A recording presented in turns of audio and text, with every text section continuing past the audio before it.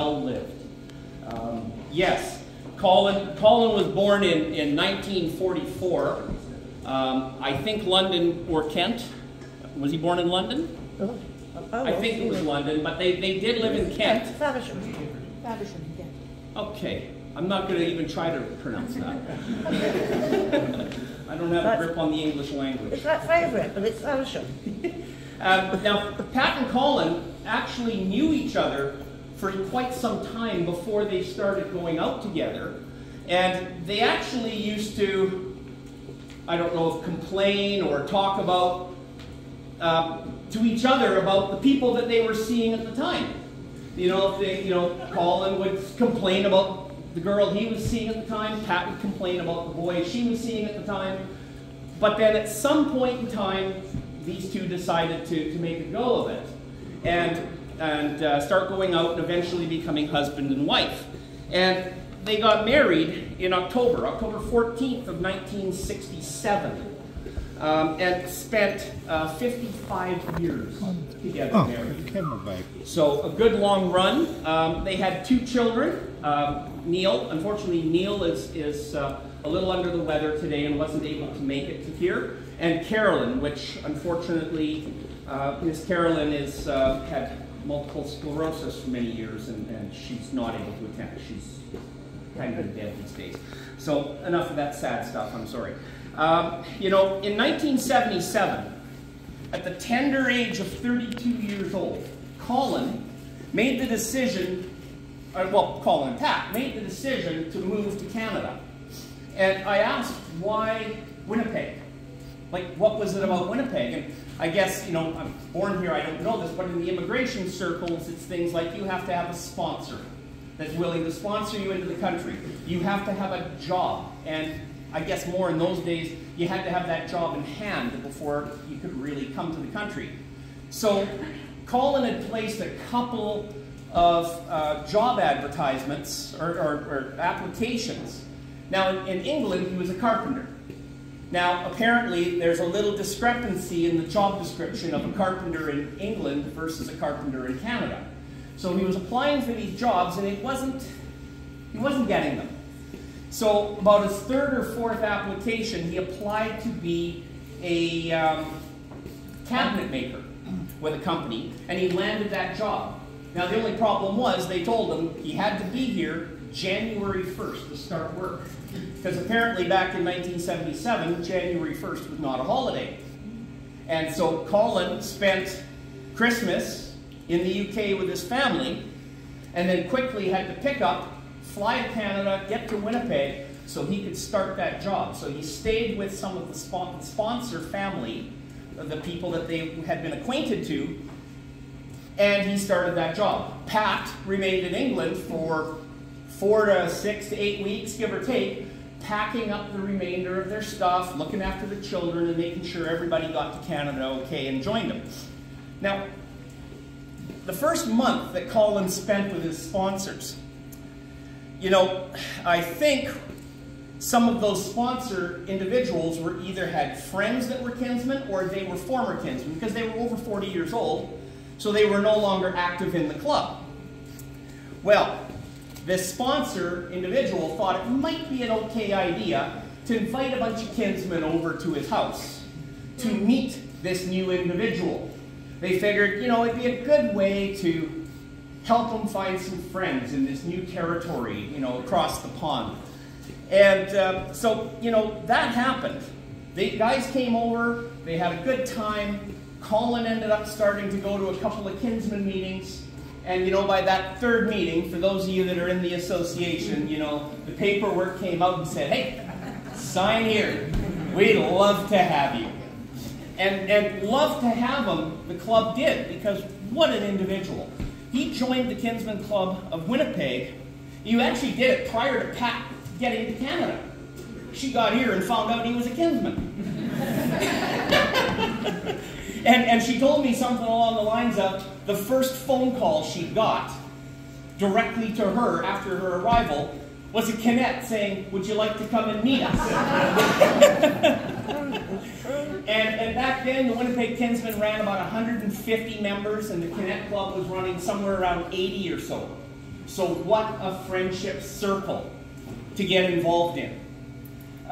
Needless to say, the opportunity to gain lots of friends was there, and the love that Colin developed for kin was absolutely second to none to his family.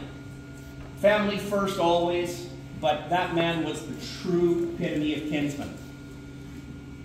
He enjoyed a 45-plus year relationship with the club and the association, something that I know I see a lot of old faces around the room, and some of those guys spent a lot of years, and they haven't been around for years. Colin stayed, and he was there, and he was active. He was always a shoulder to cry on. Do whatever you want. He was there. He held pretty much every position in the club over the years. Treasurer, president, deputy governor, etc. In fact, he served as president of this club. I'd have to double check, but it's at least 2, it might even be 3 times.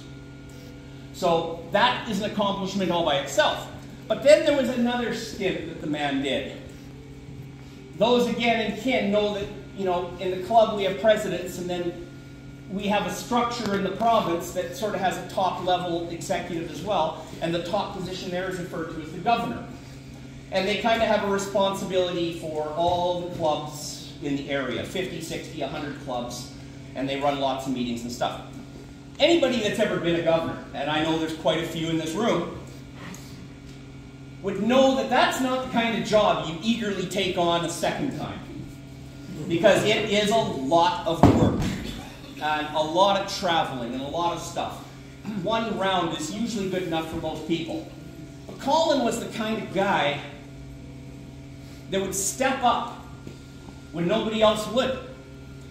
You'd be sitting around that table, okay, we're at the last call for governor, who's going to do it? And we're sitting there and the crickets are chirping in the room. And it's got to be done. Somebody has to do it. And sure enough, Colin would raise his hand. To the point where the man was governor 3 times, which I don't think has been repeated anywhere in this association at any time. So, I mean, that's a pretty special level of commitment that this individual had. You know, he was involved at various times and various levels with organizations that many of us know in passing. Maybe you visited, people in this room have worked with, obviously. Organizations like the Kinsman Refit Center down on Taylor Avenue. Now, Pat alluded to the concept of how Colin considered Kinsman to have saved his life. Had Colin not left the United Kingdom, he might not have caught some of the heart issues that he had. He had started a business when he was in Canada, and he was building circular staircases and doing all sorts of fancy carpentry work and was doing quite well at it. But then he had to have a couple of back surgeries. Well, during those back surgeries and some of the other problems, the doctors wanted him to go to physiotherapy. And Colin didn't want to just go to any physiotherapist. He had been involved in new people on the board of directors at the Kinsman Refit Center. He knew a lot of the good work that they did, and he trusted them. He went down to the Kinsman Refit Center, and as part of the workup to get him out on the track and their standard procedure, they discovered something. And that something was the fact that Colin needed a triple bypass on his heart. No other doctor that had seen him had diagnosed any of these problems, except the doctors at the Kinsman Refit Center.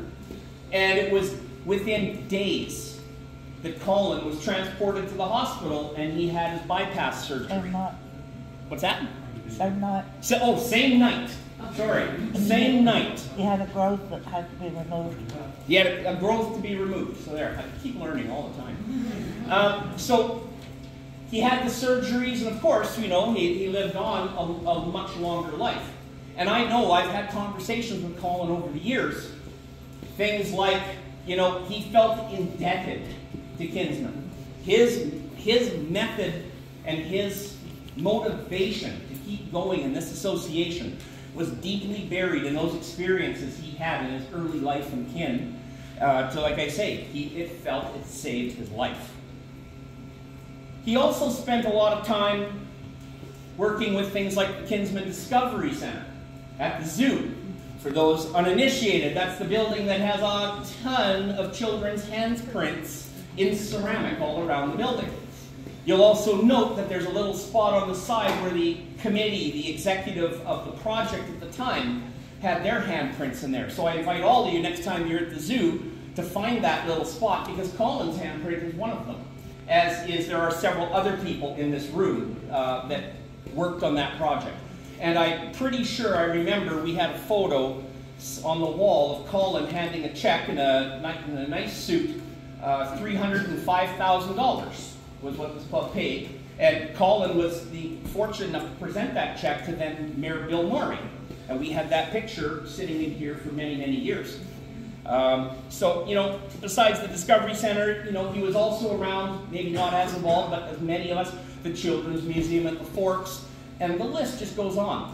And, you know, all the involvement that this individual poured his heart and soul into.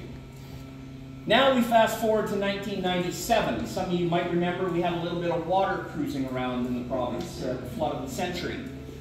We had just purchased, the Winnipeg Kinsmen had just purchased this building. I was president at the time. And a gentleman out east, or out west, came up with this interesting flood cleanup project. And they called it Kin Ride to Low Tide. It was the very first time that our association ever called out for help to kin in other communities. And we had a bank of volunteers, Colin included, that called every single one of the 15,000 members and said, come to Winnipeg for a week. And then, right in that corner, we had a wraparound desk in this corner.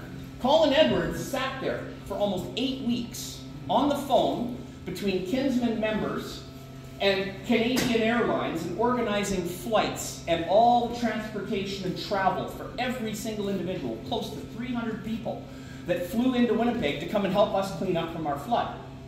Every single day, not paid, volunteer. First one here in the morning, probably one of the last ones to leave. The level of dedication, it just floors me. You know, I've been very active, and I can't hold a candle to that man. You know, sorry, I'm just going to catch up here. Oh yeah, and during those particular events, since there was a lot of visiting kin from all over the country, they would end up here every night. And this place would become a party every single night for 2 months. And Colin was there for most of it. You know, teaching again for the kin in the room, teaching people the philosophies behind things like kin puff. You know, if you don't know, ask Kinsman later.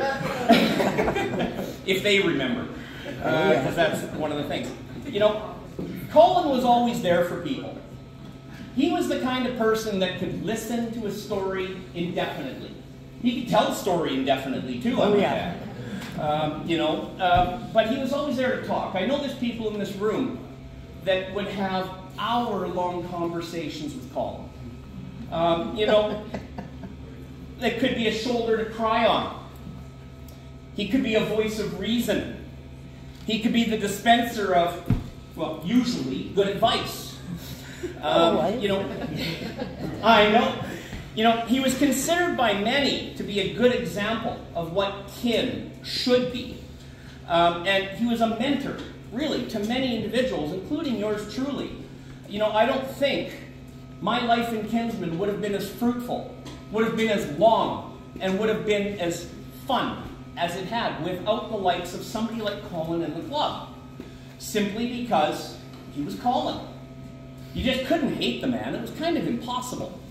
So, I mean, good for him and for everybody who's ever had the chance to really share a story with Colin and remember that experience. Like Scott or Guy or any of the guys, and myself, a lot of us, you know, had a good relationship with Colin. You know, no one joins this association for awards. I didn't become a Kinsman because I thought I'd get some plaque on a wall. And many of us never joined for those reasons. You know, and Colin would have been no exception. He didn't join because he wanted plaques. Now, he got some plaques, and he was pretty damn proud of them. You know, to use the word shrine in his house. when you walked in the front door. All of this was together in a beautiful arrangement. It still is. And there's still stuff hanging there. And, you know, and anybody that was new to the idea of kinsmen that came in got the lecture. Clients, yeah, including Pat's clients. And I'm a client of Pat's too, so what's the routine? I show up for Pat to do my accounting, I sit on the couch and I talk to Colin for an hour. That's one of them, they're here. Yeah, and many of them are here, so many of you would have experienced what I experienced. Pat goes off to the office, and you sat and talked to Colin for an hour, and you traded war stories. And so, you know, everybody, I think, that experienced that got to really enjoy that particular thing. You know, but there were some awards that he got, and some that won't be represented here. Awards like, we call it the GEM Award in Kinsmen, and that's an award that is given to a member when he can convince or bring in 3 brand new members to the association. I don't know how many Colin had, but holy crow, that man brought a lot of people into the association. You know, and a lot of people probably consider themselves better for it after learning what we do and how we work in our communities. And all those people, again, thanks to Colin. Now, he did win all those. He also had attendance awards, you know, for constant attendance. Up until Colin had his heart attack back in... Which one? Which one? Yeah, back in the early 90s somewhere, Colin had that heart attack. You know, he had to give up his business and stop working, but he ended up working out of town, which I'll get to in a sec. But otherwise, he was here, and he was always here. You always counted on Colin being at a meeting. He was awarded his life membership in the Kin Canada Association by the Kinsmen Club of Winnipeg in 1994. Now, to become a life member, for those that don't know, you have to be an exceptional individual within your club, holding many different positions, attending events, just being a fixture, running projects, and doing all that kind of good work. Doing it consistently and doing it for a long time. Usually 7 to 10 years minimum before you can even be considered for an award like this. Clubs can't just hand them out willy-nilly. There's a process and there's rules so that you don't have a club with 25 life members. This is one of the highest honors you can give to a kinsman, is to award him with a life membership. It is a thank you for all that. And Colin did attain that in 1994. After a while, come around the 2000s sometime, Kin Canada and the Kin Canada Foundation actually made a new award. They understood that the life membership was a really good way to honor people, but our founder, whose name was Hal Rogers, who had passed away in the 90s, they made an award and referred to it kind of like the universities, the Hal Rogers Fellow Award.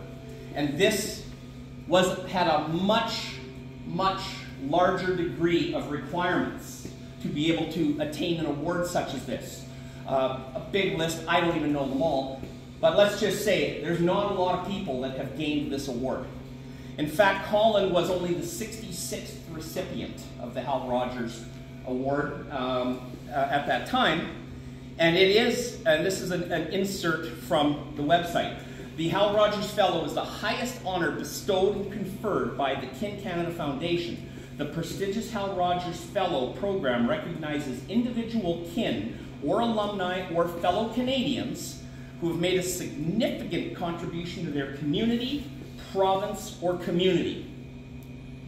So just to put this into perspective for a minute, that the company that a person who gets this award keeps, to name a few other people that have been the recipient of this award. Some notable recipients include entertainer Celine Dion, past Governor General of Canada Michel Jean, hockey legend Wayne Gretzky, football legend Michael Pinball Clemens, and Rick, the Man in Motion Hansen. So, to get that award, knowing the company that this award keeps is very, very special. And there's only, I believe, 2 that were ever awarded in our district. One to Colin, and the only other one is sitting right there. Oh, sorry? Oh, yes, and Lori, his wife. Sorry, my mistake, my bad, I'm sorry. So, you know, if you want to learn more about that, you know. But yeah, after his heart surgery, Colin had to give up his business. And making curved staircases, it was just too tough. He spent a year teaching in the Northwest Territories before it became Nunavut. And he was doing that teaching gig, and apparently he did such a good job, the Nunavut government turned around and hired him for multi-year contracts to do home inspections and various other things on their behalf. And that's when he would send down muskox and caribou and Arctic char, and some of us may have raided Pat's freezer. And at the Red River X and cooked up steaks in the middle of the night. Sorry, Pat. So, you think I'm stupid? no. When Colin did come back to Winnipeg and found work here, he got work at Arts Upholstery downtown. And from all I knew, he loved it there. Is Art still here? Art was here. I don't know if he still is. But, you know, so Colin loved that job, and I've been there a couple times. And then, lo and behold, down in the basement was this little deli called Ira's. You may have sampled some of their stuff here today. And, you know, so Colin made quick friends, of course. Colin does with the people down there. And if you visited Colin at work anytime around lunchtime, you probably got to go downstairs and have a sandwich. And then, you know, one thing comes to another, the friendship circle and how we work. Obviously, then Pat became friends with Ira's and started doing work, and, you know, the circle just keeps going. Yeah. Colin was also a bit of an avid fisherman and hunter. Loved to spend time at the lake, loved to go out hunting. I mean, those muskoxes and caribous we talk about, he didn't buy them from the store. You know, and he loved to go fishing. He used to go fishing with Pat's father, Bob, who used to also be a kinsman in this club. And they spent countless hours out on the lake and fishing derbies and anything and everything. You know, he really, truly enjoyed that aspect of his life. You know, how I met Colin was kind of interesting. I had only been in Kinsman probably 3 months. Started in Stonewall. We went to the Grant Motor Inn for a little get-together, a spring zone meeting. You know, 50, 60 people showed up. And honestly, I don't remember much about that meeting. But I remember at the end, when everybody cleared out, on the back of the chair was a vest filled with pins. And you'll see some of them back there. And the room was pretty much empty. And I kind of looked at it, and there was that part of me that said, gee, this needs to be safe and protected. Somebody has this. And then there was the little devilish part inside of me that had been to Kinsman meetings and heard about how sometimes we visit and we like to borrow things from other clubs to have them come and visit us later. And so that little part of me says, I can take that. And I did. And, you know, about a week goes by, I get a phone call. Colin tracked me down. I didn't even know who he was. I probably said hi to him, maybe shook his hand. But I get this phone call out of the blue. And I said, yeah, I have your vest. So I trucked on down to their house on Riverwood Avenue at the time. You know, kind of apprehensive. Maybe he's going to give me shit for stealing his thing. Maybe, I don't know. But I take his vest back to him. I end up sitting with Colin for about 3 hours. Talking about Kinsman, about life, about everything. I was a new member in a different club. And we had one of those Kinsman chats that Colin is so famous for. And it really was a turning point that got to me to go, this organization I've just joined is pretty cool, and these are the kind of people I'm going to be hanging out with, because I had only had a small exposure to kin by them. And I ended up, of course, meeting his wife, Pat, their 2 children. I remember Colin saying something like, hey, here's my son Neil, he's about your age, you guys probably become friends. And yeah, sure enough, we did. Neil's a pretty good guy. You know, that's how I met Colin. You know, and I'm still here 33, 35 years later. And one of the things I can thank is Colin. Now, just to close this off, you know, those of you not in the association might not understand this reference. And after we're all done here, you can find a kinsman and let them explain it. But I can say personally that Colin Edwards was the best goddamn horse's ass I have ever known. Here's the kid Colin.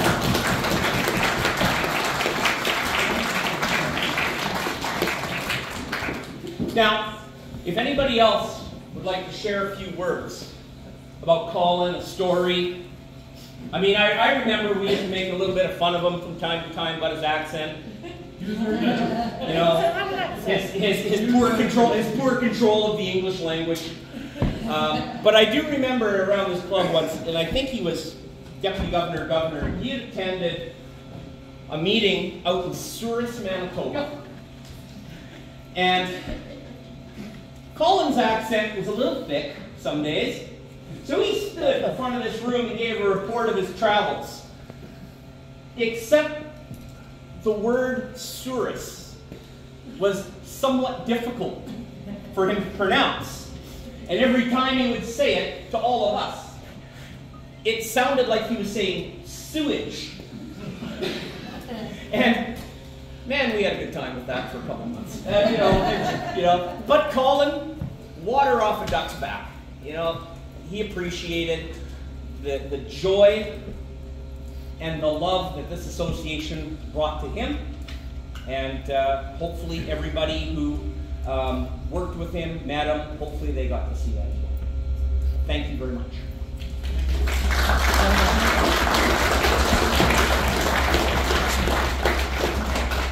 Do we have any other takers for a...